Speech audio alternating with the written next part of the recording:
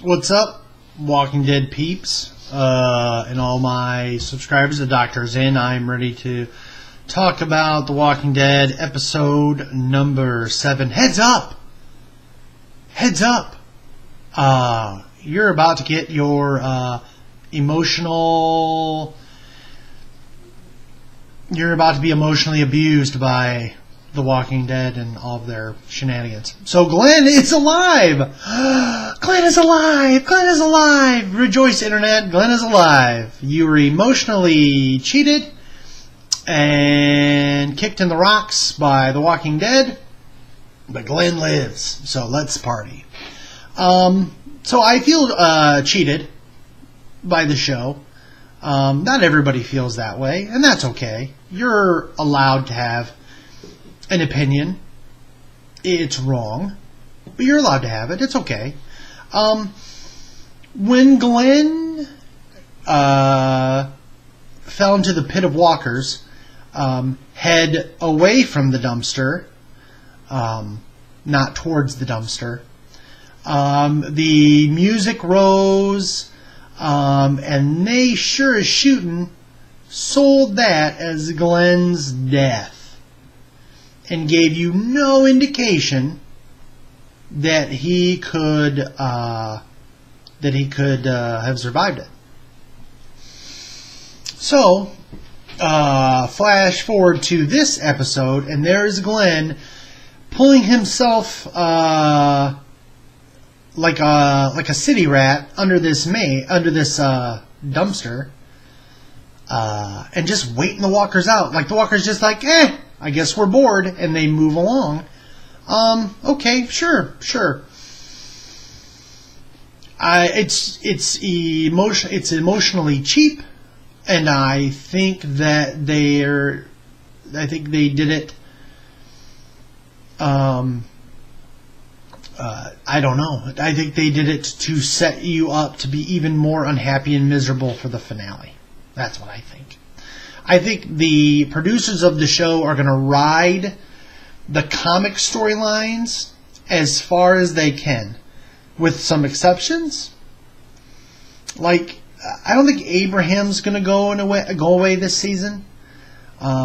Kirkman did an interview recently where he said that he had wished he'd kept Abraham around a lot longer and given his character more of a chance to shine.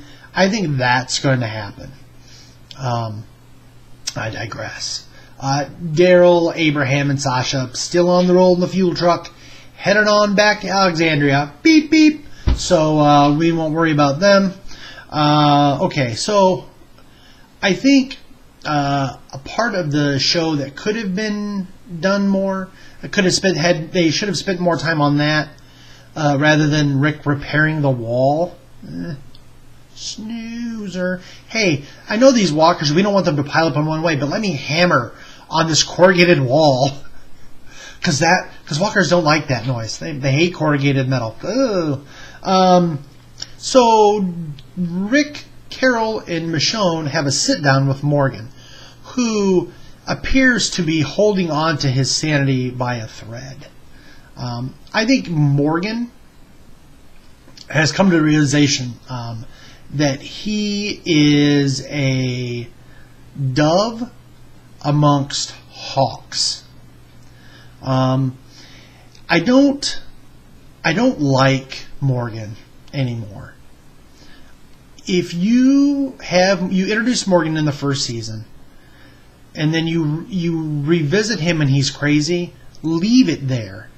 But then to bring him back now with this all life is precious, which simply by virtue of what the audience has seen, we all know it's a bad philosophy.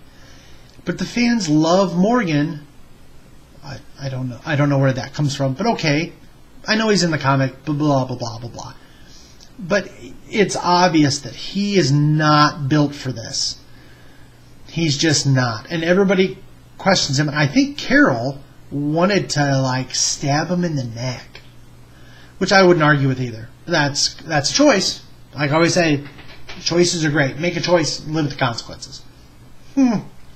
The other part of it, the other part of the show I wanted to address before we get to the ending of my predictions. Alexandrians are incredibly stupid. Spencer, Deanna's son, grapple hooks his way, in an attempt anyway, across a field of walkers, because he's going to make a run for a car to lead them all away. Ooh, that's a terrible idea. First of all, Spencer, you're sad. You're a sad Alexandrian who really wants to be part of Rick's group, and you're just not capable. You just don't have the skill set. Look, the world needs ditch diggers too. And brother, you're a ditch digger. Okay? So that fails, and everybody saves him. Rick and Tara have a blow-up, a flip of the bird later. Rick apologizes to her. And Tara considers the Alexandrians like part of the group, where Rick is slowly coming around to that. But again, Rick is right. The Alexandrians are not capable of carrying or defending themselves. They're just not. And come the finale, or mid-season finale, most of the Alexandrians are going to be gone. So let's get to the end. Glenn sends up a bunch of green balloons. Everybody's like, yay! Glenn lives! However, throughout the course of the show, they've showed a decrepit building kind of cracking. And it gives way, and it knocks down part of the wall. And in come the dead. It's all very exciting. It's all silent and slow-mo, and everybody's running for cover. Next, the mid-season finale is going to be a bloodbath, kids. It's going to be pretty gross. There's going to be lots of bloodshed, lots of death. What is going to happen? This is what I predict. I predict a cliffhanger. Obviously, that's a given. I predict that Jesse, her boys are going to not make it. I don't think Deanna's going to make it. I don't think Spencer's going to make it. Probably not Tara. Probably not the doctor. I don't know about Morgan. Again, Rick, Michonne, Carol, Daryl, Abraham, Sasha, they'll be fine. Carl, I think, is going to be severely injured, and you may get the is Carl alive or dead nonsense cliffhanger. No. Carl may be severely injured in the episode, but he'll live. He'll live. It's just something for that actor to do the second half of the season. Before the big villain gets introduced. So there's a bunch of comic-related stuff there. Google it.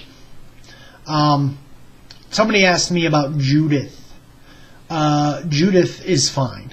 And I don't think anything's going to happen to Judith. AMC is not going to let them kill a toddler on TV. If it does occur, it happens off camera. It does not happen on camera. No way, no how. Won't buy it. If it was HBO, maybe. But not. No, won't happen. So that's my predictions.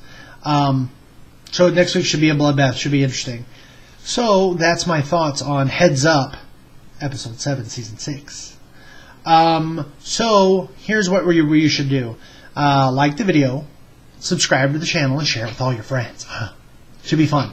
If you agree, disagree, want to yell at me, call me names, you can do it on the attached Facebook post or on the video itself, whatever you prefer. Until next time, walkers and moaners and groaners and roamers and so forth, the doctor is out.